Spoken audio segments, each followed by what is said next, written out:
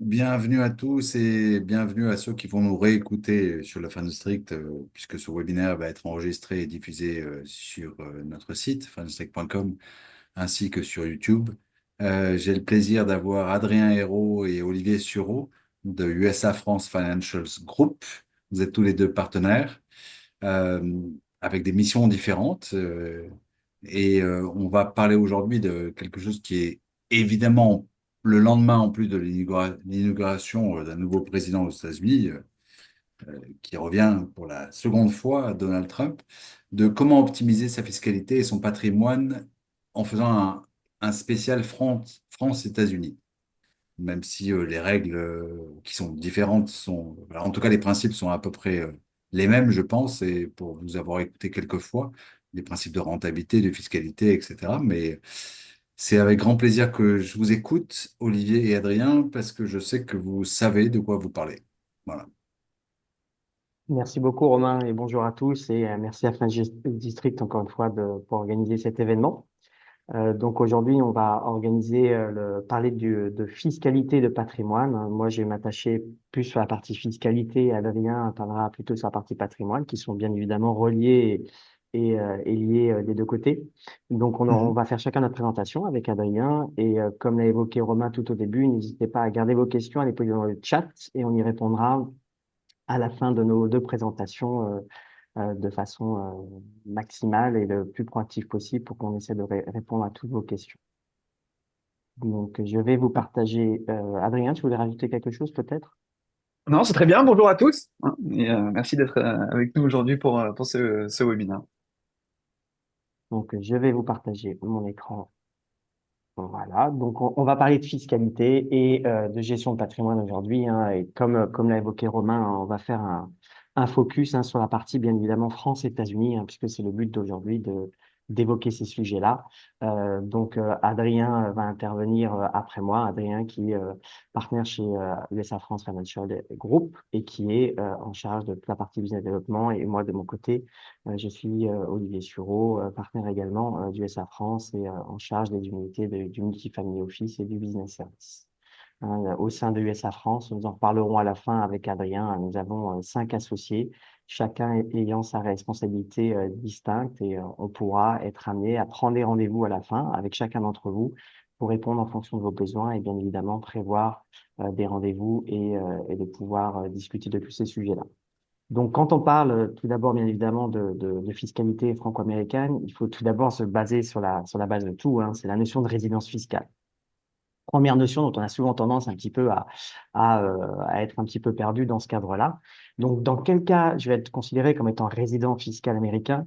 On va avoir deux scénarios possibles. Le premier scénario, qui est un scénario qui est plutôt lié, je dirais, à son statut entre guillemets d'immigration, c'est-à-dire soit si je suis citoyen américain ou carte verte, peu importe le nombre de jours que je passe sur le sol américain, je serai toujours considéré comme étant résident fiscal américain. Donc, à partir du moment où j'ai mon passeport américain, quand on a une carte verte, il peut y avoir des exceptions avec les conventions fiscales, mais qu'à partir du moment où je suis citoyen américain, je peux partir vivre 365 jours en dehors du territoire américain, je serai toujours citoyen américain. Peut-être que ça pourra changer, hein. Une des promesses de campagne du nouveau président élu et qui est acté maintenant depuis hier du président Trump était justement peut-être de remettre en cause cette fiscalité basée sur sa citoyenneté dès lors qu'on habitait en dehors du territoire. Peut-être qu'on pourrait voir ces choses changer. C'est un projet. Est-ce que ça va être appliqué ou pas? On ne sait pas. Mais en tout cas, au jour d'aujourd'hui, être citoyen américain, ça incombe de payer ses impôts sur ses revenus mondiaux, peu importe où j'habite, hein. Il n'y a que deux pays dans le monde à pratiquer cela, les États-Unis et l'autre pays, c'est l'Érythrée.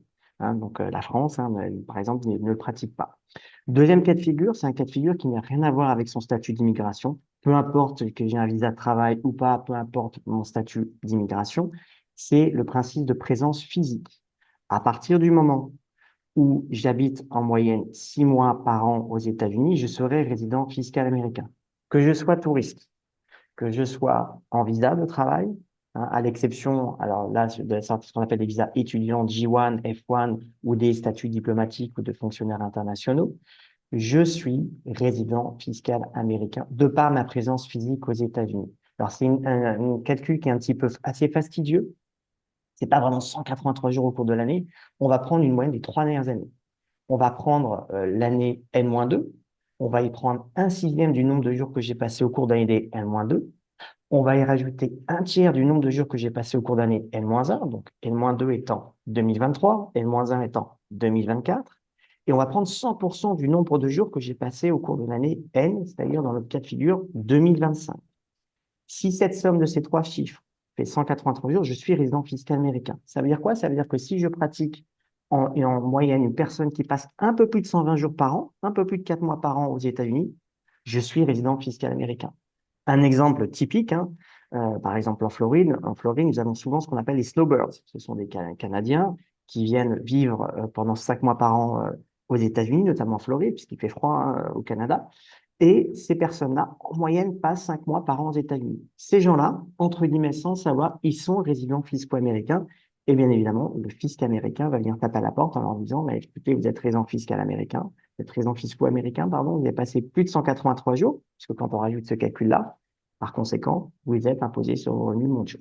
Les conventions fiscales vont nous permettre d'éviter justement cette double notion de résidence fiscale, mais ça ne va pas empêcher qu'il va falloir quand même faire une déclaration aux États-Unis pour dire j'ai dépassé le nombre de jours et j'invoque les conventions fiscales. Donc attention à cette règle-là, parce on fait souvent l'amalgame. Il y a beaucoup de gens qui viennent en vacances un peu plus de 4 mois, notamment des retraités, et on se retrouve résident fiscaux américains.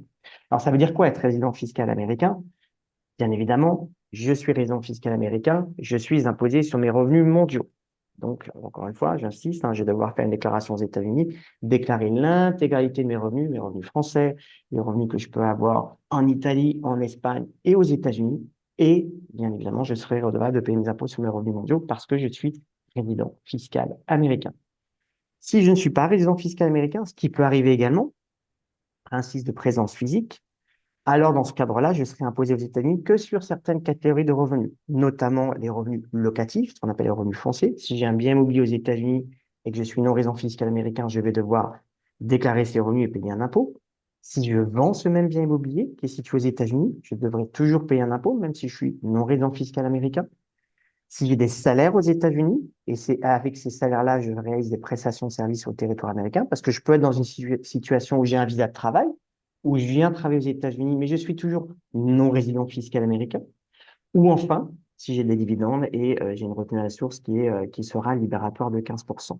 Alors attention, hein, c'est contrairement à des notions de résidence fiscale comme en France, où en France, c'est pas uniquement le critère de présence physique. Aux États-Unis, même si sa famille est ici, à partir du moment où on ne dépasse pas le critère de présence physique, on sera non résident fiscaux américain. J'insiste bien parce qu'en France, il y a différentes notions. On regarde la présence physique, mais pas uniquement. On regarde également le foyer familial. Si par exemple demain je passe moins de 6 mois en France, mais que ma famille habite en France, en termes de critères de résidence fiscale en France, je serai considéré comme étant résident fiscal français. Hein, c'est une grosse divergence qu'on a entre les États-Unis et la France. Aux États-Unis, je vais regarder est-ce que j'ai le passeport américain ou pas, une carte verte. Sinon, je vais regarder que ma présence physique. Je ne vais pas regarder mon patrimoine économique ou autre pour la notion de résidence fiscale pour l'impôt sur le revenu. Bien important de connaître. Du côté français, bien évidemment, c'est le même principe. Hein. Si je suis résident fiscal français, je serai, dans ce cas, redevable de payer mes impôts sur mes revenus mondiaux en France. Si je ne suis pas résident fiscal français, ce qui peut être le cas de vous aujourd'hui, vous habitez, par exemple, ici, en Floride, à Miami, vous êtes donc résident fiscaux américain, de par votre présence physique ou votre statut, vous êtes avec le passeport américain, mais vous avez quand même toujours des revenus en France. Donc, vous êtes non résident fiscaux français. Donc, certaines catégories, comme j'ai évoqué du côté américain, en France, revenus locatifs, j'aurai un impôt minimum qui va s'appliquer, qui sera de 20% si mes revenus locatifs sont inférieurs à un petit peu moins de 30 000 euros par an. Et tout ce qui est au-dessus, je serai imposé à 30% auxquels se rajouteront mes prélèvements sociaux, qui sont, eux, hein, de 17,2%. Donc, quand j'ai des revenus locatifs en France, je suis souvent taxé de façon significative, hein, au minimum à 37,2% sur mes revenus locatifs français. C'est pour ça que souvent, il faut aussi regarder un petit peu en fonction du type de revenu et du calcul des revenus locatifs. Et parfois, c'est intéressant de louer meublé en France pour pratiquer l'amortissement en France. Sinon, on ne peut pas le faire. Et la fiscalité est assez lourde et est assez conséquente. Du côté des plus-values immobilières, pareil, si je revends un bien immobilier en France, je vais vous donner l'exemple tout à l'heure, je serai fiscalisé en France à un taux d'imposition au niveau de l'impôt sur le revenu qui est de 19%, auquel se rajoutera ce qu'on appelle une surtaxe si ma plus-value dépasse 50 000 euros.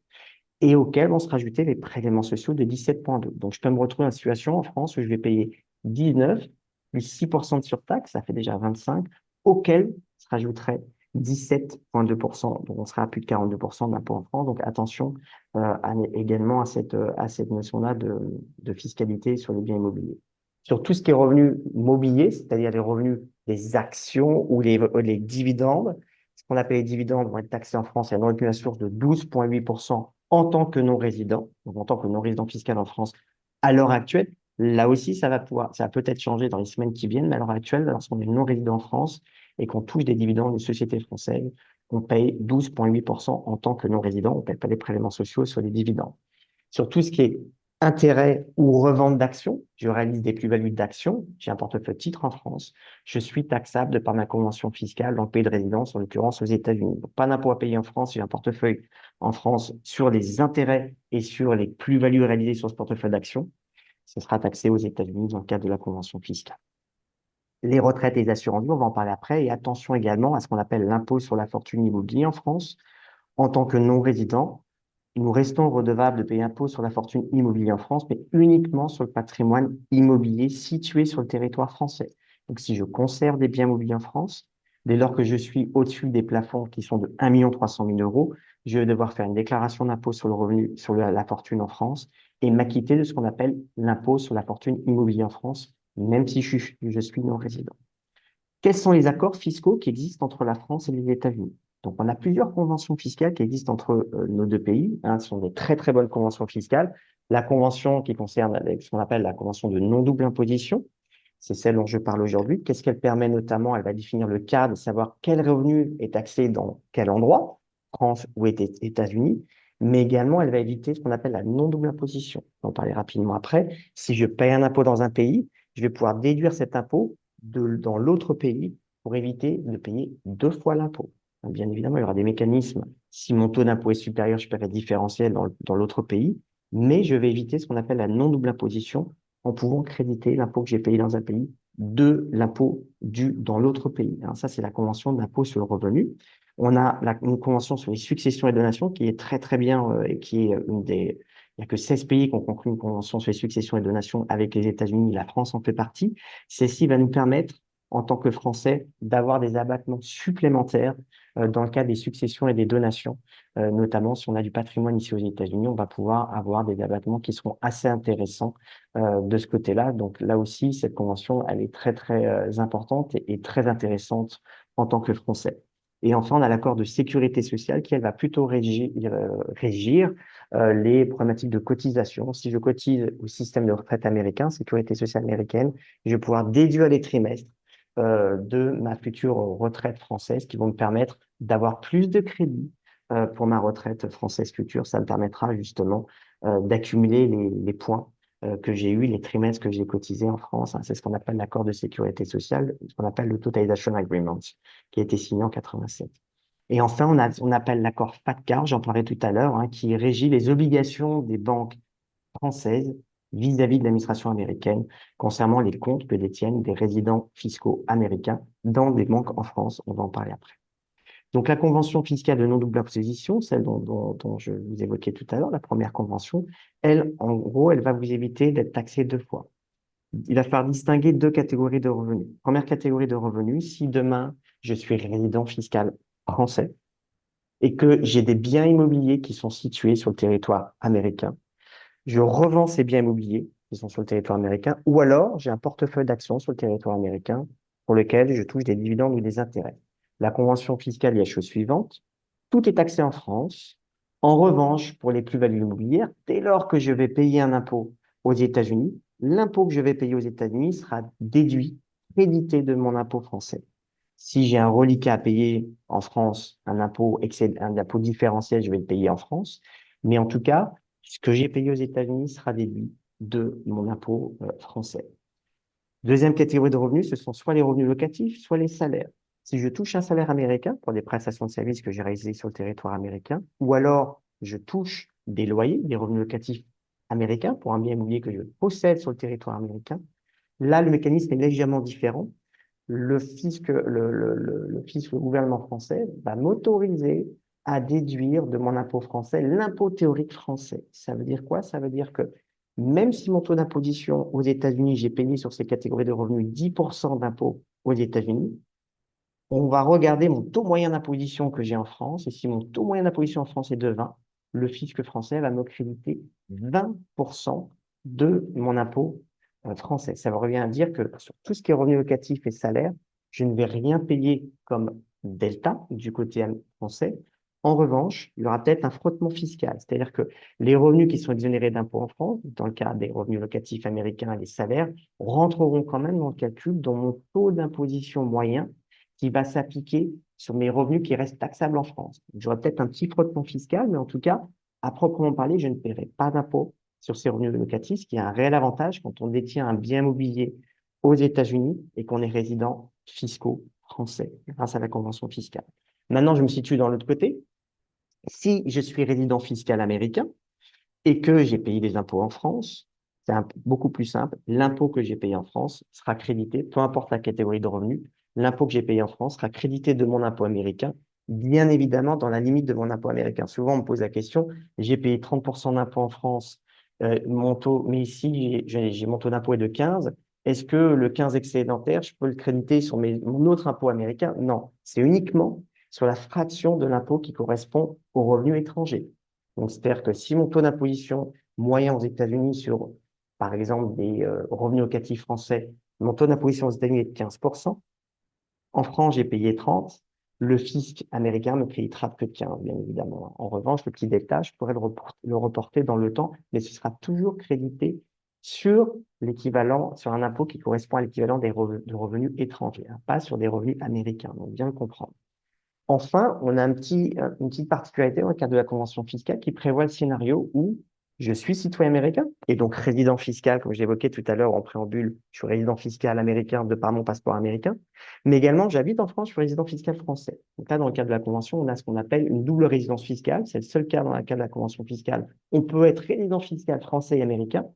En revanche, pour justement limiter cette lourdeur fiscale, le fisc français va m'autoriser sur quasiment l'intégralité de mes revenus américains l'octroi d'un crédit d'impôt qui correspond à l'impôt français, ce qui nous permettra de neutraliser quasiment totalement l'impôt français, ce qui est un réel avantage également de la convention fiscale, notamment quand on détient un portefeuille titre aux États-Unis, parce que ce portefeuille titre aux États-Unis, dès lors que je suis résident fiscal français, ça me permettra d'échapper, entre guillemets, d'éviter plutôt toute imposition en France, de par du mécanisme du crédit d'impôt et de par le fait que j'ai un passeport américain, que je suis à la fois résident fiscal américain, mais également résident fiscal français. Donc, qu'est-ce qui va se passer au moment de ma retraite? On bien comprendre deux particularités dans le cadre de la convention fiscale, ce sont les retraites. L'article 18 de la convention fiscale précise bien que les retraites sont toujours taxables dans le lieu de cotisation. Si je cotise en France à ma retraite française, même si au moment de ma retraite, je suis résident fiscal américain, je ne paierai un impôt qu'en France. C'est un des rares cas où on n'est pas imposé sur ces revenus mondiaux, c'est dans le cadre des retraites. Je touche une retraite française, j'ai cotisé en France. À partir du moment où je suis retraité et j'habite aux États-Unis au moment de ma retraite, je suis résident fiscal américain, donc normalement, je devrais déclarer mes revenus mondiaux. Mais grâce à la convention fiscale franco-américaine, je ne serai taxable qu'en France en tant que non-résident, avec des taux très attractifs et très intéressants. Donc, je paierai un impôt en France sur ces retraites françaises en tant que non-résident, mais aux États-Unis, grâce à la convention fiscale, ces retraites ne seront pas du tout imposées aux États-Unis et ne rentreront surtout pas dans le calcul de mon taux d'imposition. Donc, même si je paye 10% d'impôt en France et que mon taux d'impôt aux États-Unis est de 25, je ne paierai que 10 et je ne paierai jamais les 15% de complément aux États-Unis grâce à cet article 18 de la Convention fiscale franco-américaine. Attention également aux assurances vie quand on se réfère également. Les assurances vie, souvent, on fait l'amalgame quand on a une assurance vie, notamment française. On pense qu'en ayant une assurance vie française, on a un produit défiscalisé aux États-Unis. Non.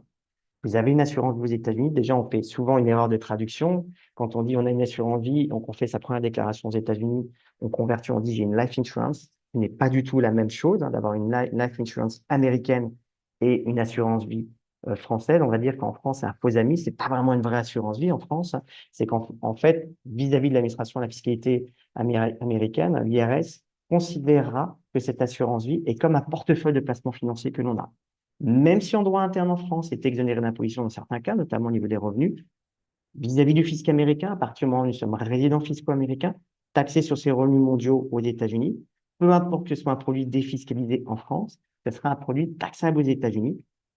Ces assurances-vie devront faire l'objet d'une déclaration des revenus. Donc, je touche des intérêts, même si les intérêts sont réinvestis en fonds euros. À partir du moment où ils sont crédités, je réalise un revenu. Je vais devoir payer un impôt sur ces intérêts d'assurance vie aux États-Unis. Et également, je vais devoir, attention, déclarer chaque année sur mes formulaires, notamment les formulaires FATCA, les formulaires FBAR, ces assurances vie aux États-Unis. Sinon, je peux avoir des pénalités qui peuvent être assez conséquentes. Également, faites attention, si vous avez du fonds euro, ce seront des intérêts qui seront taxés. Si vous avez ce qu'on appelle des unités de compte, là, on rentrera dans une notion de ce qu'on appelle le PIFI, le Passive Foreign Investment Companies.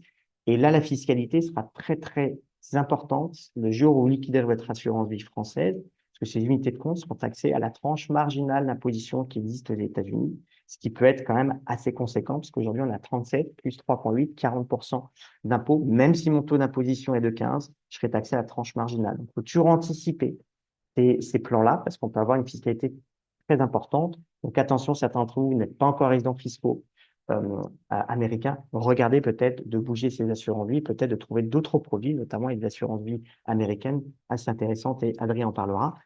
Idem, si vous avez des plans d'épargne d'entreprise, attention, ce sont des produits là aussi défiscalisés, mais ce ne sont pas des produits de retraite, ce seront des produits qui seront taxables aux États-Unis. Donc, tous les revenus générés dans le cadre de ces PE, ces plans d'épargne d'entreprise, feront l'objet d'une taxation aux États-Unis et il faudra également déposer tous les formulaires, ce qu'on appelle les formulaires FATCA.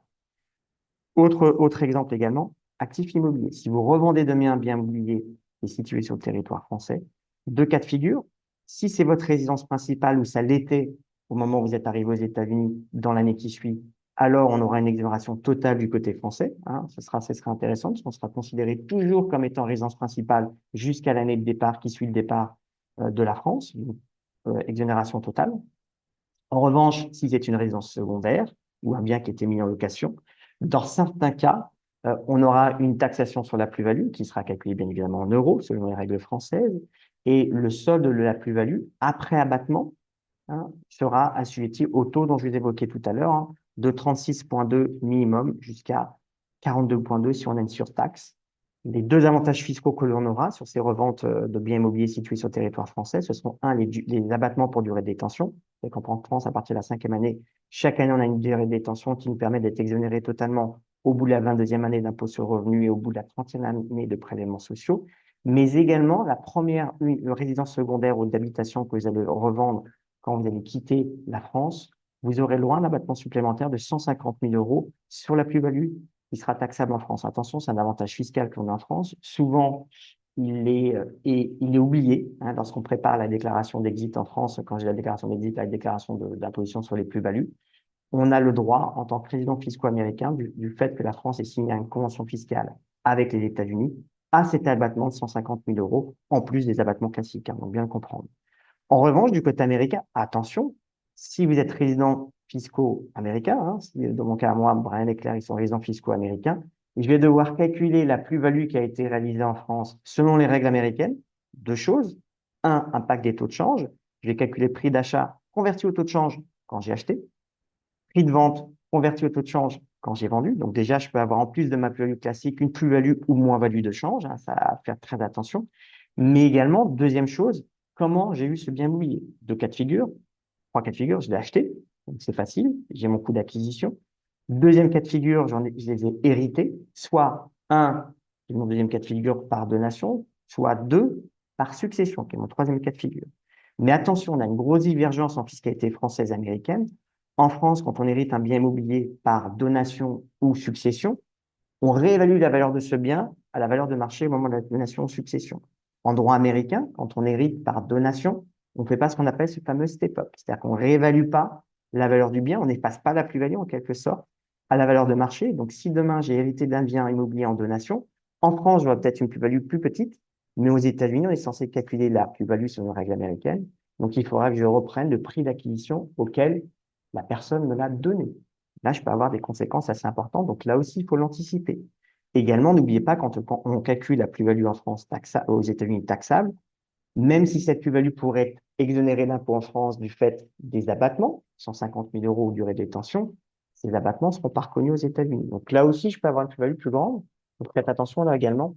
dans le cas de l'immobilier, quand vous souhaitez vendre, il faut d'abord anticiper pour voir si on peut avoir un impact fiscal ou pas du côté américain, parce qu'on peut se dire, en France, je ne paye pas un impôt, mais aux États-Unis, on peut en payer. Donc, attention à cette partie-là. Et bien évidemment, si ces biens immobiliers sont détenus depuis plus d'1 an, je serai assujetti à la fiscalité du régime des plus-values à long terme.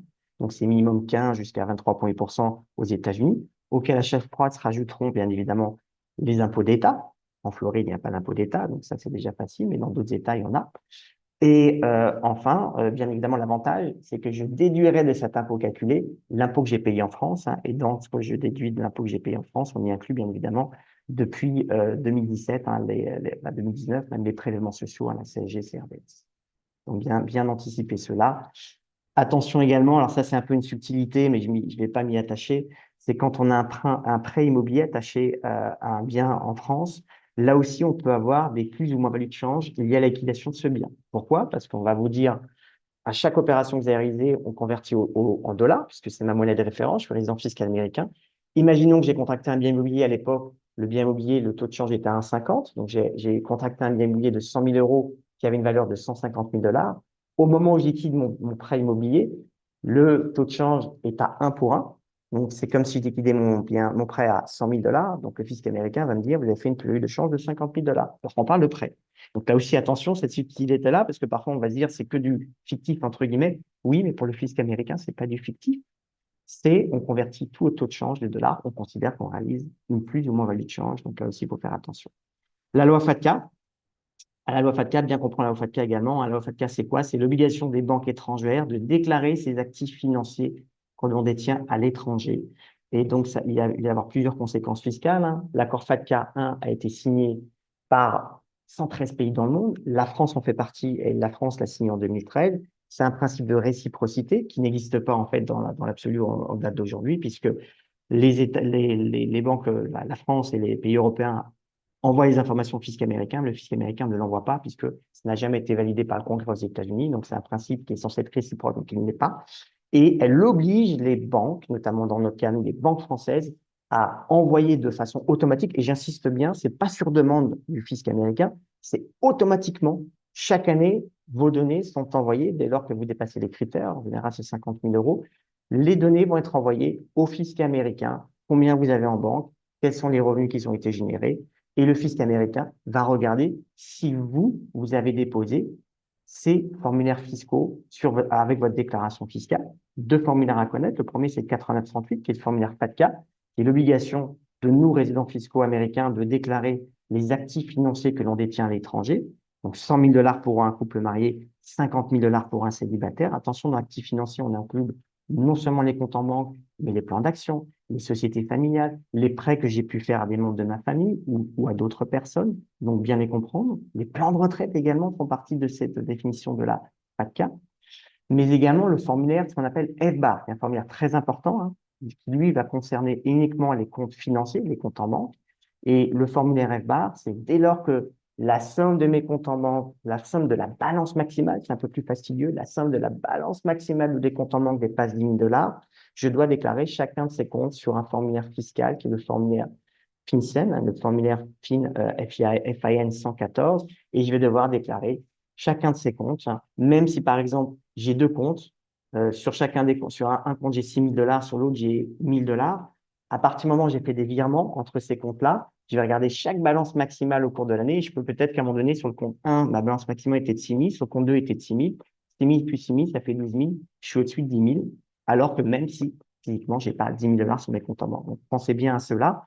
Et on y inclut hein, les comptes en banque que l'on détient, les comptes de ses enfants mineurs également, mais également les procurations que l'on peut avoir sur des comptes ou les comptes que l'on détient sur des sociétés dans lesquelles on est actionnaire. Autre formulaire à connaître, 3, j'attire votre attention sur 4 même. Le premier, c'est le 3520. Si vous touchez une donation, une succession d'un non-résident fiscal américain, vous n'aurez pas d'imposition aux États-Unis dès lors que cela concerne les actifs à l'étranger.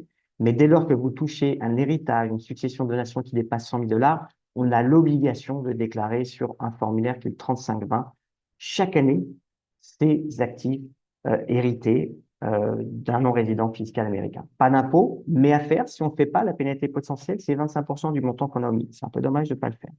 Deux autres formulaires, 5411 et 8865, c'est lorsque l'on détient le contrôle, directement ou indirectement. Indirectement, ça veut dire avec sa famille, en rajoutant les titres de sa famille.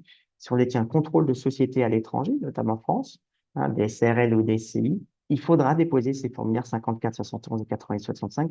Là aussi, faites-le, parce que si on ne le fait pas, il y a des pénalités, mais également, il n'y aura plus de prescription fiscale sur l'intégralité de la déclaration fiscale. Idem pour le formulaire 86-21, si certains d'entre vous, vous avez ce qu'on appelle, voilà, j'ai évoqué tout à l'heure des PIFIC, des unités de compte de d'assurance vie, ou des SICA ou des fonds de commun de placement, je vais devoir déclarer sur un formulaire qui est le formulaire PIFIC, c'est passif foreign investment company, c'est plans financiers à l'étranger. Donc, pour conclure, je vais finir par 2 slides et puis après, je transférerai sur Adrien la partie qui va justement développer cette partie-là. C'est comment je vais pouvoir optimiser ma fiscalité quand je suis résident fiscal. Il faut souvent comprendre que quand on est résident fiscal américain, on a une fenêtre d'ouverture quand on est là. Il faut essayer de profiter du maximum des plans qui peuvent s'offrir à vous, qui vont vous permettre d'avoir des déductions fiscales aux États-Unis. Des plans très connus, ce sont, quand on parle d'impôt sur le revenu, ce sont les plans de retraite. Adrien va les évoquer, les 401k, les Defined Benefit Plan, Cash Benefit Plan, SEP, les IRA, Roth ou Traditional, les Annuities. Ce sont des plans, certains qui vont vous permettre de déduire ce que vous cotisez et qu'en plus que votre employeur, quand vous êtes employé par une société, vont abonder de l'argent dans ce plan. Donc, ça va être un avantage fiscal qui n'est pas taxé aujourd'hui et ce sera taxé dans le futur. Hein, ce sera le jour où je prends ma retraite, je serai taxé dessus. Mais bien évidemment, parfois, son taux d'imposition quand on prend sa retraite est plus faible que lorsqu'on est actif. Donc, il faut profiter de ces avantages fiscaux. Même si je rentre en France, on ne les perd pas, ces avantages fiscaux. Et c'est un réel avantage, notamment, je l'évoquais tout à l'heure, dans le cadre de la convention fiscale entre la France et les États-Unis. Utilisez ces plans-là si vous pouvez. Maximisez si vous avez la possibilité financièrement. N'hésitez pas à négocier également avec vos employeurs ou si vous êtes indépendant, à utiliser ces plans et aller même au-delà de ces plans-là en utilisant, Adrien va en parler, des Defined Benefit Plans, des Cash Benefit Plans. N'hésitez pas à effectuer des donations à vos enfants. Chaque année, vous pouvez donner à vos enfants, ou à qui vous voulez, 19 000 $ par enfant. Lorsqu'on est résident fisco-américain et qu'on compte rentrer un jour en France, il faut aussi optimiser cette partie-là. Il faut optimiser, préparer son patrimoine et préparer ses plans de succession et de donation en le faisant. Anticipez également les études de vos enfants. Il y a des plans qui existent aux États-Unis comme des 529 plans. On fera des séminaires là-dessus. Les 529 plans vont permettre de placer un argent sur un portefeuille, sur un placement financier et qui vont générer des revenus qui ne seront jamais taxables à partir du moment où ces plans vont servir à financer les études de mes enfants. Donc, quand on voit la performance des marchés boursiers aujourd'hui, bah, c'est plutôt intéressant d'investir dans ce type de plan parce que ça vous permet d'avoir des revenus différés et qui ne sont même pas taxés parce que quand je dis revenus différés, ce sont même des revenus exonérés d'imposition dès lors qu'ils vont servir à financer les études des enfants. Il faut les utiliser également dès qu'on peut. Il ne faut pas repousser, il faut les utiliser dès qu'on est là et de le faire. Et bien évidemment, si vous souhaitez faire des investissements par exemple immobilier aux États-Unis, profitez que vous êtes en France, pardon, profitez que vous êtes aux États-Unis pour mettre vos enfants dans ces investissements immobiliers en France, parce que là aussi, il y a des avantages à réaliser.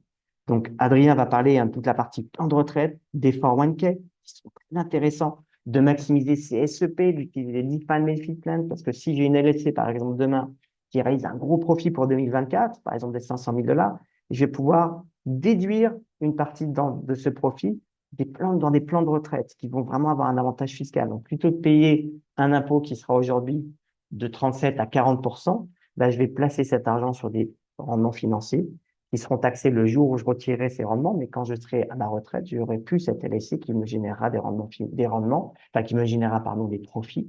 Donc, autant maximiser également ces plans de retraite lorsque l'on peut. Donc, utiliser des plans d'imposition différés ou exonérés lorsque vous avez un taux marginal qui est le maximum aux États-Unis. J'ai un taux de 37% aux États-Unis. C'est dommage de placer mon argent dans des plans qui vont me générer, dans lesquels je vais devoir payer à chaque fois 37% d'impôts. Plutôt utiliser des outils de plans différés ou exonérés, comme les municipal bonds ou autres, mais utiliser ces plans-là qui existent et ne payez pas 37% d'impôts. Rajoutez pas des revenus là-dessus. Réfléchissez à une stratégie sur le long terme. Et enfin, les HSA également, ce sont les High Savings Accounts, les Health Savings Accounts, qui là aussi vous permettent d'avoir des déductions fiscales, 4 300 $ pour un célibataire et 1 550.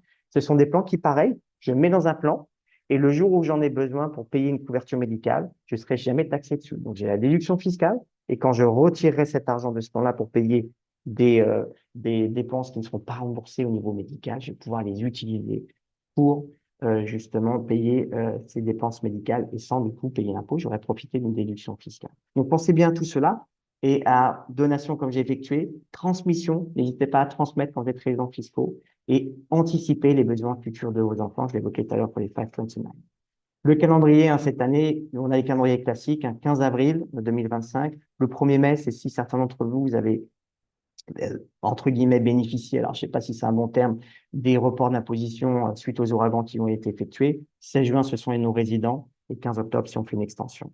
Déclaration française, on ne les connaît pas, mais en général, c'est plutôt au cours du mois de mai, donc l'échéance fiscale. Je vais passer la main à Adrien. Encore une fois, je répondrai à vos questions tout à l'heure. Et Adrien, je te passe la main pour continuer. Ah, avant que tu prennes la Voilà. parole, Adrien, merci beaucoup, Olivier Sureau. Je rappelle que tu es expert comptable en France et CPA aux États-Unis. Donc, évidemment, ça te place en situation d'expert fiscaliste plutôt bien, évidemment. Et écoute, je retiendrai deux choses de ce que tu as dit parmi toutes les choses que tu as dites, mais on ne peut pas tout retenir non plus, c'est pas possible. C'est la première, et ça c'est un principe qui est très vrai, c'est de s'occuper de cela le plus tôt possible dès qu'on arrive aux États-Unis, de commencer à placer son argent, cotiser, évidemment selon des plans qui sont intéressants fiscalement, parce que et la deuxième chose, c'est que la fiscalité américaine, cette deuxième chose que j'ai retenue, est complexe comme la fiscalité française, et que c'est pas plus mal de passer par un expert comme toi pour savoir ce qu'on fait. Voilà. Merci, Merci Romain. beaucoup, Olivier. Merci, Romain. Adrien, je te laisse la parole. Parfait, merci Romain et merci Olivier. Également, alors les slides quelque chose d'important, hein, les slides qu'on vous présente, on ne pourra pas vous les envoyer. Alors il y aura le replay hein, dont Romain a parlé tout à l'heure, mais si vous voulez prendre des screenshots, ça, on ne peut pas vous en empêcher. Ça vous permettra d'avoir les informations. Après, comme l'a dit Romain, important, les solutions qu'on présente, elles sont personnalisées et personnalisables. Hein. Donc le mieux, c'est bien sûr de prendre rendez-vous avec nous pour qu'on puisse eh bien, regarder votre situation personnelle. Moi, aujourd'hui, je vais parler des outils qui sont à votre disposition pour justement optimiser cette fiscalité dont Olivier a parlé. Et on va commencer par les outils de retraite. Alors les outils de retraite, il y a quatre grandes catégories ici aux États-Unis. On a ce qu'on appelle les Defined Benefit Plans. Alors, l'outil le plus connu ici, c'est les pensions, hein, une pension qui ressemble assez à ce qu'on pourrait avoir en France, c'est-à-dire que lorsque je travaille, hein, je contribue à un actif, à un defined benefit plan, et lors de ma retraite, je vais avoir un revenu qui va m'être garanti, hein, en fonction des termes de mon contrat, pour le restant de mes jours. J'ai également les cash balance plans, hein. On rentrera dans les détails, bien sûr, des defined benefit plans un peu plus tard dans la présentation. Defined contribution plan, c'était vraiment les outils les plus connus. Hein, 401k, 403b pour les personnes qui travaillent dans les administrations. Je vais avoir les IRA. Alors les IRA qui sont pour plusieurs personnes.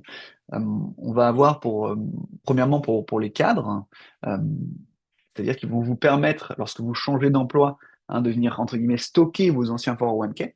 C'est un outil, on en parlera également, qui est plus efficace fiscalement hein, pour venir stocker ces anciens plans de retraite, pour optimiser tout ce qui est frais de gestion, vos choix également, hein, en termes de placement, investissement au sein de ce type de compte.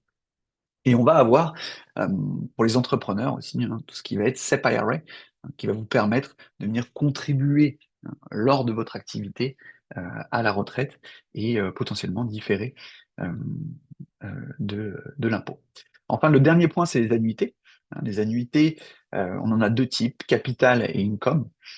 Ici, l'objectif pour l'income annuity, hein, c'est encore une fois de venir reproduire le modèle français qu'on connaît. C'est-à-dire qu'à partir d'une certaine somme d'argent que je vais investir, hein, je vais, un peu comme une pension, me garantir un revenu pour le restant de mes jours, me garantir une accumulation qui va pouvoir permettre de faire face à l'inflation hein, et optimiser mes revenus lors de la retraite. Capital annuity, c'est complètement différent. Hein, ici, eh bien, je viens grandir mes fonds de façon protégée, c'est-à-dire que j'investis sur les marchés financiers avec une ceinture de sécurité. Alors voilà pour les quatre grandes catégories. Euh, Maintenant, on va rentrer dans les questions qui nous viennent le plus souvent hein, et sur comment pouvoir, entre guillemets, planifier sa fiscalité avec ces outils-là. La première question qui nous est posée vraiment le plus souvent et que je voulais adresser en premier, c'est la question du Roth 401k, Roth IRA ou traditionnel. Souvent, on a des clients qui nous disent, mais rien, déjà, qu'est-ce qu'un Roth? Qu'est-ce qu'un traditionnel? Et de deux, dans quel cas ça peut faire sens dans ma situation? Alors, le Roth, hein, comme on le voit à l'écran, c'est un outil d'épargne retraite dans lequel je vais décider de payer mes taxes aujourd'hui, hein. Donc, je ne vais pas bénéficier de l'abattement dont parlait tout à l'heure Olivier. Mais la raison pour laquelle je fais cela, hein, et on verra dans quel cas ça fait sens, c'est parce que tous les fonds que j'investis, je vais pouvoir les utiliser lors de ma retraite de façon tax-free. Ça, c'est le premier outil. Le deuxième outil, c'est les plans traditionnels. Les plans traditionnels, à l'inverse du Roth, hein, je vais faire une contribution dans mon plan de retraite, et cette contribution, hein, elle sera déductible de mes revenus à la fin d'année, et donc non imposable, et elle sera imposée qu'au moment de l'utilisation, hein, c'est-à-dire potentiellement au moment de ma retraite. Et donc, la question, pourquoi est-ce que je contribuerai à un plan plutôt qu'un autre? Et pour simplifier un peu l'explication, j'ai pris deux exemples. Hein, j'ai pris l'exemple de Jeanne, qui est une cadre de 45 ans, et Paul, qui est un jeune diplômé de 24 ans, qui débute dans sa carrière, les deux résidents dans l'État de New York. Alors la situation de Jeanne, c'est la suivante. Jeanne, elle est mariée, on a un revenu de 300 000 dollars par an pour elle. Elle est mariée à Louis, hein, Louis qui travaille également, qui est rémunéré à 300 000 dollars. Donc leur revenu brut avant imposition sont de 600 000 dollars. Alors on a fait une estimation. Aujourd'hui, dans l'État de New York, ils auraient un taux effectif d'imposition, un taux moyen d'imposition de 37%. Alors Jeanne et Louis, hein, comme la plupart d'entre nous, ils sont encore jeunes, ils ne savent pas vraiment où ils vont passer leur retraite, mais aujourd'hui, ils pensent potentiellement la passer en France ou partager leur temps, hein, entre la Floride et la France. Euh, Ils ont estimé avoir besoin de 20 000 dollars par mois, hein, lors de leur retraite, soit 240 000 dollars, des revenus qui sont inférieurs à leurs revenus actuels. La raison pour laquelle ils ont des revenus inférieurs, c'est que les études des enfants seront passées, le remboursement des biens immobiliers sera terminé. Donc ce sera vraiment entre guillemets de la fun money. Et dans le contexte actuel, ils ont estimé que leur imposition lors de leur retraite, s'ils se trouvaient en Floride, serait de 20%. Donc on voit bien une imposition lors de la retraite inférieure à l'imposition actuelle. Aujourd'hui, si ils contribuent, hein, en premier exemple, à un plan traditionnel, qui décident de maximiser leur contribution, ils vont pouvoir mettre 47 000 dollars par an au sein de ce plan-là, 23 000 dollars 500 chacun.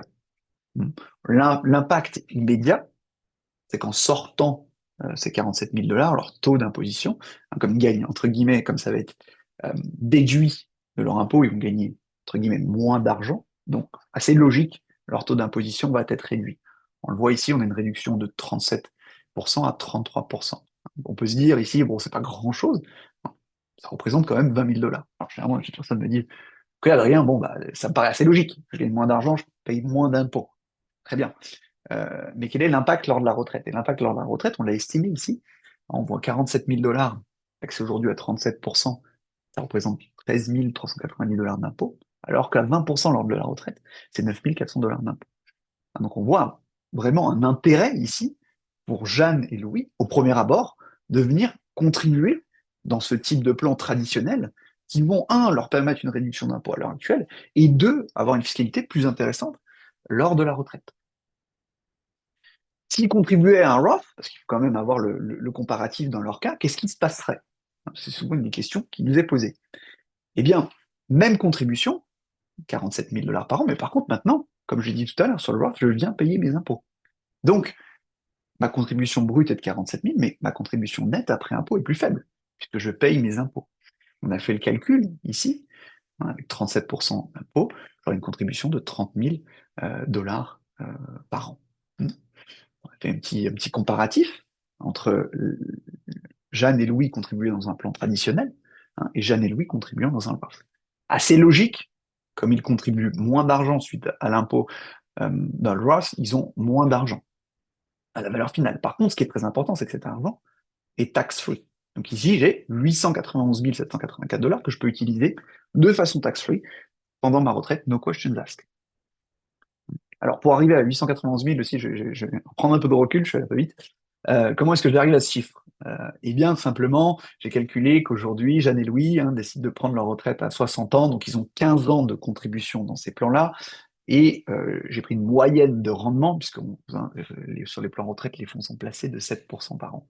Donc, si je mets 47 000 dollars dans un compte retraite par an, pendant 15 ans, que ce fonds grandit à 7%, hein, on voit ici que d'un côté, j'ai 1,3 million, un peu plus d'1,3 million, presque 1,4 million, et de l'autre côté, j'ai 891 000.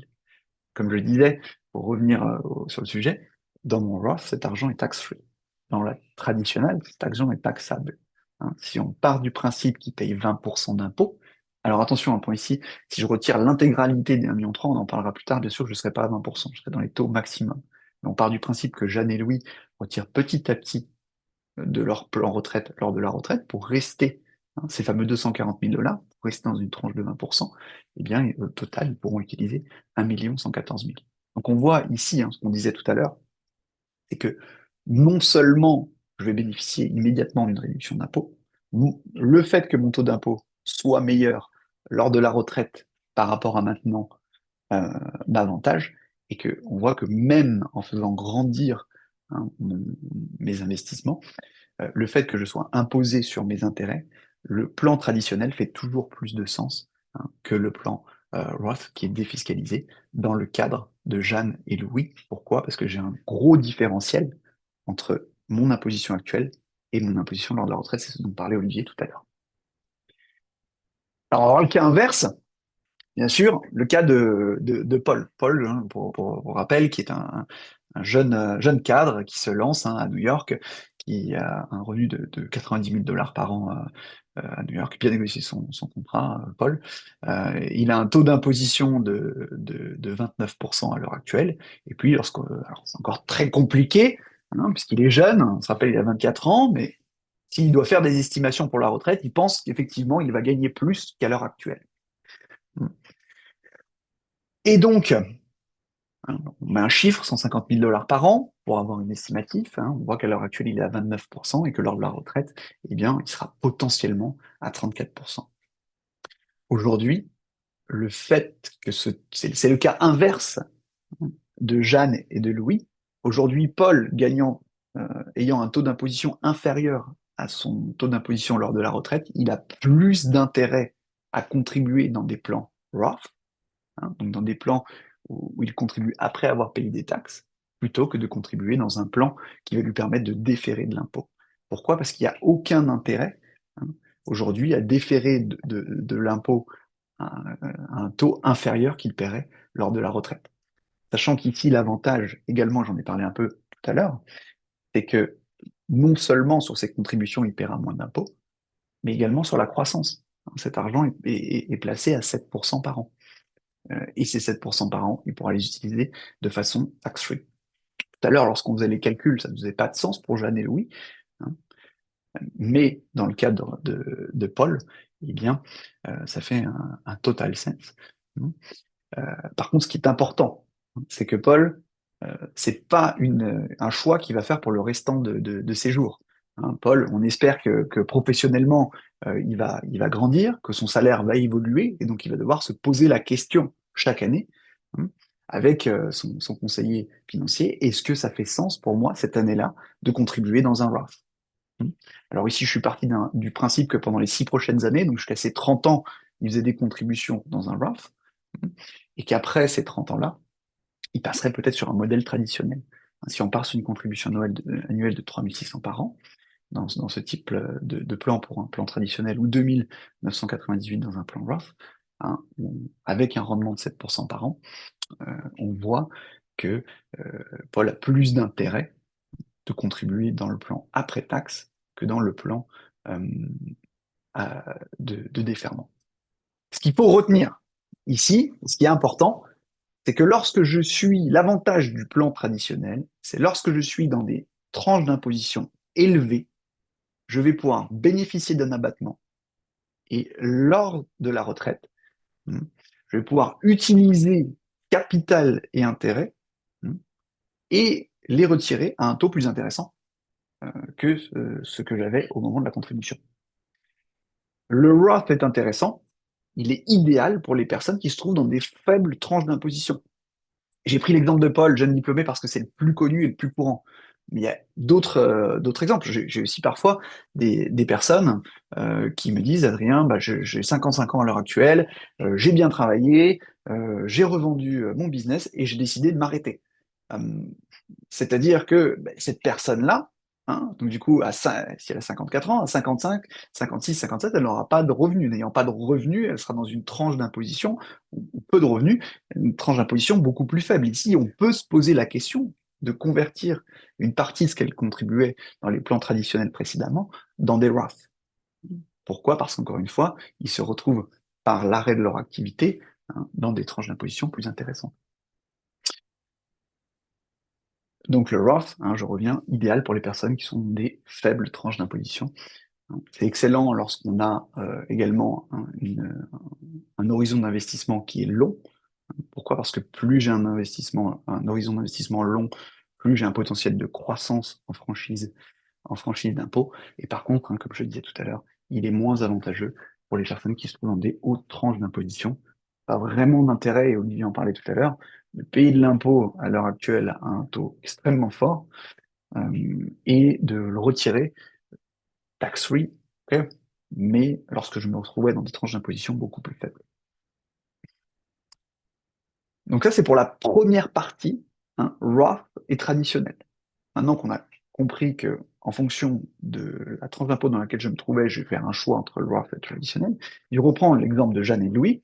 On me dit, Adrien, très bien. Bon, aujourd'hui, j'ai réussi à optimiser ma fiscalité sur 47 000 dollars, ce qui est le maximum de ce que je peux faire à travers ce type de plan, mais c'est bien, c'est un bon début, mais est-ce qu'il n'y a pas autre chose? Euh, Et la réponse est oui. Je vais pouvoir utiliser ce qu'on appelle des defined benefits. Un defined benefit, on va aller au-delà du plan 401k et à travers des plans qu'on appelle cash balance et pension plan, alors soit qui sont mis à disposition de votre employeur, généralement c'est des plans qui sont mis à disposition hein, pour les cadres supérieurs, cadres exécutifs, dans le cadre d'une personne étant employée, ou alors si vous êtes entrepreneur, hein, l'exemple d'Olivier tout à l'heure de la personne qui avait une LLC, hein, qui était un entrepreneur, qui faisait une grosse année, vous avez aussi la possibilité de vous ouvrir hein, ces plans de votre côté. L'objectif ici, c'est quoi? C'est de se dire, très bien, j'ai pu déférer un montant d'impôt, je peux optimiser, entre guillemets, mon taux d'imposition, est-ce que je peux aller plus loin? Et la réponse, c'est oui, je vais utiliser des plans comme le Cash Balance Plan ou le Pension Plan. Alors ici, une question qu'on nous pose souvent, c'est, ok, très bien, mais combien? Quel est le maximum? Où est-ce que je peux aller au maximum dans ce type de plan? Et la réponse, c'est qu'il n'y a pas de montant comme dans le 401k où c'est 23 500. Hein, on le voit ici, euh, pour un Defined Benefit Plan, il y a un calcul qui est fait en fonction de votre âge, de votre salaire et des années qui vous restent jusqu'à la retraite. Donc c'est un outil à garder en tête, c'est un outil qui est très important, mais qui est complètement personnalisable et personnalisé. Si vous avez des questions, hein, ce sera un plaisir de voir ce qui est possible dans votre cas, avec votre situation personnelle.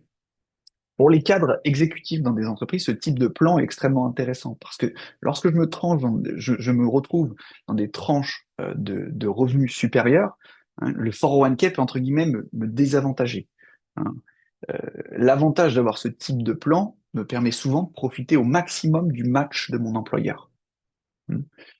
Euh, Ce qui, par exemple, pour être une personne, on va dire, qui a un revenu de 600 000 dollars avec un match à 4%, hein, pourrait peut-être pas bénéficier pleinement de son match à 4%, tout simplement pourquoi? Parce que la limite de l'IRS est trop faible. Si cette personne a un defined benefit plan, elle pourra potentiellement augmenter ses contributions, hein, et en fonction du plan proposé par son employeur, bénéficier pleinement du match.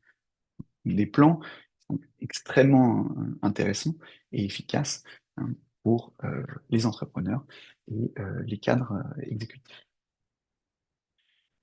Enfin, alors, une question aussi qu'on peut se poser, c'est très bien, Adrien, merci. Donc maintenant, j'ai le 401k que j'ai optimisé, j'ai les Defined Benefit Plan que j'ai optimisé, donc j'ai optimisé toutes mes déductions possibles. Euh, qu'est-ce que je peux faire en plus? Quelque chose qui est intéressant, une fois que j'ai optimisé mes déductions, ça c'est important, que j'ai, entre guillemets, réduit au maximum mon taux d'imposition actuel et que j'ai optimisé mon imposition future, avec le cash at end qui me reste, quelles sont mes options? Deux options dont on entend souvent parler, c'est ce qu'on appelle backdoor et méga backdoor IRA. Qu'est-ce que ça veut dire backdoor et méga backdoor? Eh bien ici, un backdoor IRA va me permettre, en faisant des contributions traditionnelles à un IRA, de le convertir en Roth. Vous allez me dire, mais attendez, tout à l'heure, vous m'avez dit que le Roth est potentiellement pas intéressant si j'ai des hauts revenus. On se rappelle ici que j'ai déjà ce backdoor et méga backdoor intervient après que j'ai optimisé mes déductions. Donc une fois que j'ai fait tout ce qui était dans mon possible pour réduire mon revenu, avec le cash qui me reste à end, est-ce que j'ai encore des options d'optimisation? Et on va le voir que la réponse c'est oui. On va toujours suivre Jeanne et Louis, qui verra comment ils vont pouvoir utiliser un backdoor Roth IRA pour optimiser le cash qui leur reste. Le méga backdoor IRA est un peu différent. Il est mis généralement, si votre employeur vous permet des contributions après impôt dans un Roth 401k, c'est des solutions que vous allez pouvoir utiliser, qui vont permettre de contribuer un peu plus que les limites. Quel est l'intérêt de ce type de plan? L'intérêt, il est encore une fois d'aller optimiser la fiscalité de votre épargne retraite à long terme. Grâce au backdoor Roth IRA, je vais pouvoir faire croître un certain montant, on va en parler tout à l'heure dans le cadre de Jeanne et Louis, sans avoir à payer d'impôts sur le capital et les intérêts lors de ma retraite. Le méga backdoor, il a un autre intérêt, c'est que lui, dans le même cadre que des defined benefits dont je parlais tout à l'heure, il va pouvoir me permettre de dépasser les limites de contribution standard dans mon plan retraite et potentiellement aussi bénéficier pleinement du match. Pour le backdoor Roth IRA, si je reprends l'exemple de Jeanne et de Louis, Jeanne et Louis, ils ont optimisé toutes leurs déductions. Ils ont mis en place leur 401k traditionnel, leur defined benefit plan, et maintenant ils se posent la question, il en reste, admettons, 6 500 $ par personne par an à placer, qui souhaitent investir dans le cadre de leur retraite, c'est très important. Ils se demandent comment ils peuvent optimiser ça. Eh bien, ils vont pouvoir faire des contributions au sein d'un IRA à hauteur de 6 500 $ par an, 7 500 s'ils ont plus de 50 ans, et le transférer en Roth, le convertir en Roth avant la fin d'année. L'avantage de cela, c'est qu'ils vont pouvoir le placer, comme je disais tout à l'heure, si on prend leur objectif de retraite dans 15 ans, avec des rendements de 7% par an, eh bien, ils vont pouvoir le placer et se retrouver dans 15 ans avec des contributions de 13 000 $ par an, avec 446 552 $ qu'ils pourront utiliser de façon complètement tax-free lors de la retraite. Donc ici, en optimisant l'utilisation des plans retraite, si je reprends le cas de Jeanne et Louis, qu'est-ce qu'ils ont réussi à faire? En utilisant leur 401k, ils ont réussi à baisser temporairement leur taux d'imposition, avoir une épargne de retraite qui sera imposée de façon beaucoup plus favorable lors de la retraite. En utilisant les Defined Benefit Plan, ils ont réussi à pousser un peu plus loin les déductions qui leur étaient possibles, de déférer de l'impôt un peu plus loin, et en utilisant le backdoor IRA, avec leur cash qui leur reste, ils ont réussi à faire grandir leur épargne restante jusqu'à leur objectif de la retraite et de pouvoir l'utiliser de façon tax-free lors de la retraite. Donc ici, on a une optimisation totale des outils de retraite américains. Alors, une fois qu'on a parlé des outils de retraite, très bien, mais maintenant, il faut aussi savoir que la stratégie qu'on va mettre en place lors de la retraite va avoir un impact important. Donc c'est bien d'avoir les outils. Maintenant, comment je les utilise, ces outils, de façon la plus optimale pour optimiser ma fiscalité dans le cadre de ma retraite. Une première question qui nous est posée très souvent, c'est qu'est-ce que je peux faire de mes plans 401k une fois que j'ai quitté mon emploi? Ici, vous avez 4 options les plus connues. C'est de le garder avec votre ancien employeur. Vous n'avez pas encore 59 ans et demi. Ok, très bien. C'est une option qui est généralement pas très intéressante. Pourquoi? Parce que les frais de gestion vont être à votre charge. Hein. Avant, vous étiez employé par votre employeur, c'est lui qui les payait dans le cadre de vos bénéfices. Maintenant, vous n'êtes plus employé par cette personne-là, hein, ce qui est donc normal, il va vous recharger les frais de gestion. Hein, puis en termes d'options d'investissement, ça reste limité. Hein. Vous pouvez poursuivre votre stratégie, vous n'avez pas accès à toutes les options d'investissement au sein de ce plan. Deuxième option, on peut sortir l'argent du 401k si on le veut. Si on a moins de 59 ans et demi, on va avoir des pénalités de 10%. Et si on a plus de 59 ans et demi et qu'on sort l'intégralité des fonds de son 401k d'un coup, on va avoir une fiscalité qui va pas être intéressante. On va se retrouver, hein, si on est dans le cadre du traditionnel, dans une tranche d'imposition dont on parlait tout à l'heure, extrêmement haute, hein, parce qu'on va avoir énormément d'income d'un coup. Donc ça, généralement, une solution n'est pas intéressante. Je peux le transférer vers mon nouvel employeur, solution qui est beaucoup plus intéressante. Pourquoi? Parce que j'optimise les frais de gestion et je peux continuer ma stratégie précédente. Généralement, chez mon nouvel employeur, je trouverai les mêmes fonds que j'avais chez le précédent. Je peux donc continuer la stratégie que j'avais mise en place. Première solution, qui est intéressante. Dernière solution, hein, je le transfère dans un compte individuel de retraite de type IRA. Alors ça, c'est une solution qui est beaucoup plus intéressante. Pourquoi? Parce que le fait de le transférer dans un IRA n'apporte pas d'événement fiscal. Ça veut dire quoi? Ça veut dire que je prends mes fonds, je les transfère dans mon IRA, je ne paye pas les 10% de pénalité et les impôts tout de suite. IRA, ça veut dire Individual Retirement Account. Mais au sein de ce compte, je vais avoir beaucoup plus d'options d'investissement. Je pourrais faire de l'immobilier via des REITs. Je vais pouvoir continuer ma stratégie actuelle si je souhaite continuer ma stratégie actuelle. Et je vais pouvoir également faire des annuités. Hein, j'en parlais un peu tout à l'heure, si je souhaite investir dans ce type de placement. Ce qu'il faut retenir ici, c'est que généralement l'IRA, qui s'appelle un Individual Retirement Account, donc compte individuel de retraite, est plus efficace que le reste de ces trois options. Donc généralement, c'est ce que font la plupart des personnes. Donc première question. Deuxième question, c'est d'avoir, deuxième point important stratégiquement, c'est d'avoir plusieurs vitesses au sein de ma stratégie. Et je vais utiliser un graphique hein, pour illustrer mon point. Et aujourd'hui, je vais me focaliser sur l'optimisation fiscale. Hein, on voit que lorsqu'on part de la retraite, j'ai quatre risques auxquels je vais faire face: longévité, inflation, taxation, risque au sein de la stratégie. Alors, dans le cadre de cette présentation, et comme il ne reste pas beaucoup de temps, je vais me focaliser sur l'aspect taxation. Comment, en apportant une seconde vitesse au sein de ma stratégie patrimoniale, je vais pouvoir venir optimiser la fiscalité de mes revenus. La seconde, on voit le cadre d'une personne, hein, on peut reprendre le cadre de Jeanne et Louis, on se rappelle qu'ils avaient à peu près 1 million de dollars lors de la retraite, ils ont commencé à 40 ans, 65 ans, ils ont 1 million de dollars, dans un patrimoine diversifié, hein, actions, obligations, 401k, etc. Ils décident de générer des revenus. Stratégie numéro 1, qui est la stratégie la plus connue, ils prennent 5% de revenus, moins 20% d'impôts, ce qui leur fait 40 000 dollars de revenus garantis hein, par an pour le restant de leurs jours à partir de ce million qu'ils utilisent. Stratégie la plus courante, mais non optimale fiscalement. Comment on va pouvoir optimiser cette stratégie? On va rajouter un deuxième actif. Dans ce cadre-là, on va utiliser ce qu'on appelle de la cash value life insurance. Olivier en parlait un peu tout à l'heure, qui est l'alternative à l'assurance vie française. Pourquoi est-ce que je vais utiliser ce type de produit? Dans mon cadre, à hauteur de 20 à 30% de son patrimoine, eh bien, c'est parce que elle a des caractéristiques très précises qui vont me permettre de réaliser mon but d'optimisation.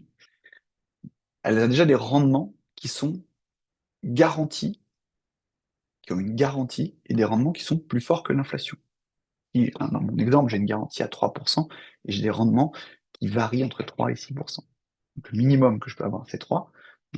Mais si, entre guillemets, les rendements, le produit se porte bien, j'aurai des rendements entre 3 et 6%. C'est un outil qui est défiscalisé.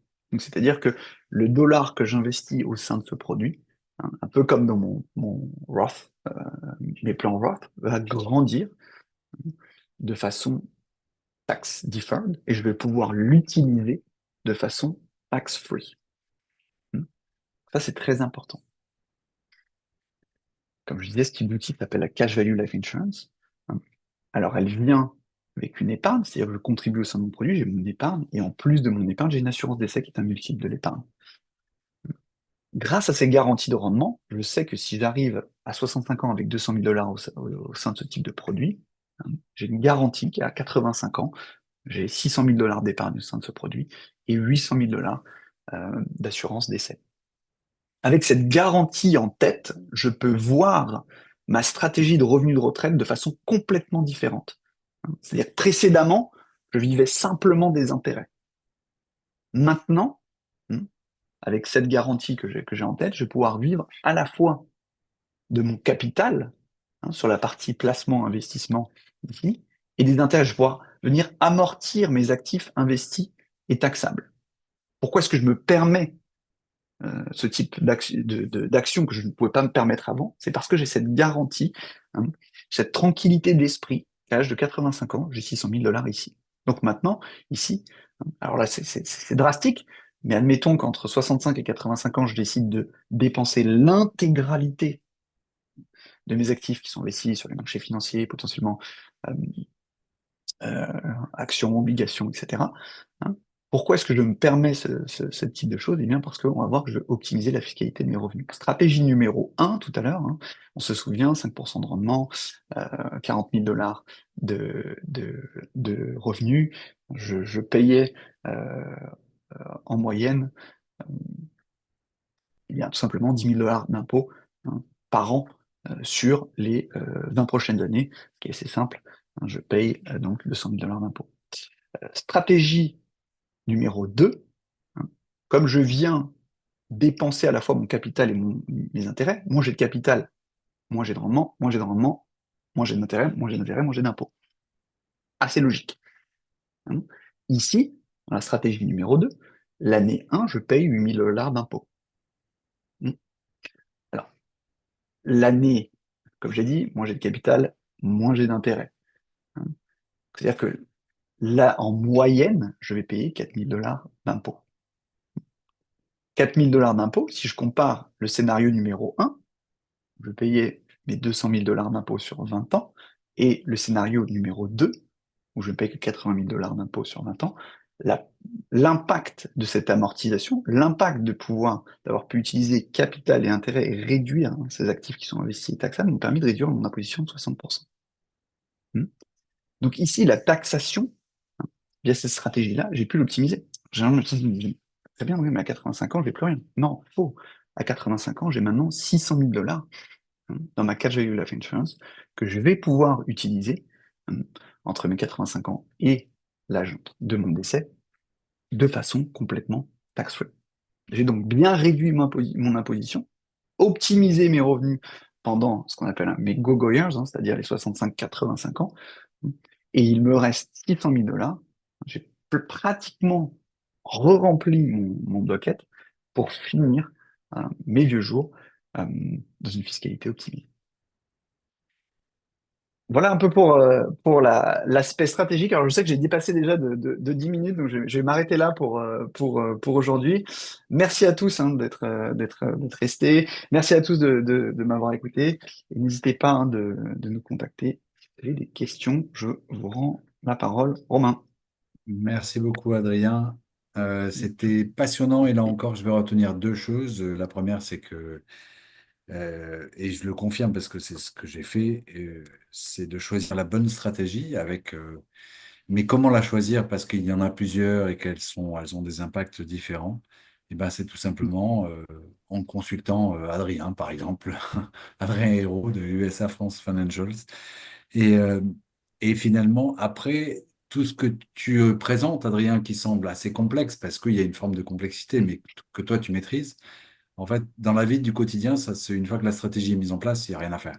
Voilà, il n'y a pas grand-chose à faire. Exact. Juste un suivi et c'est tout. Et ça se passe tout seul, on cotise, on contribue à un fonds tous les mois, et puis on peut adapter, Tout à fait. modifier. Voilà, et finalement, c'est très simple. Mais si ça passe par la complexité, si cette complexité passe par les mains d'un expert, comme vous êtes chez USA Tout à fait. Financials. Voilà.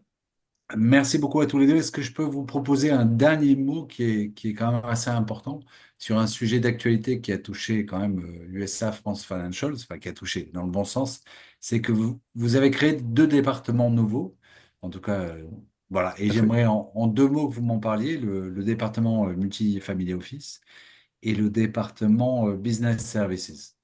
Voilà, je ne sais pas s'il est nouveau celui-là.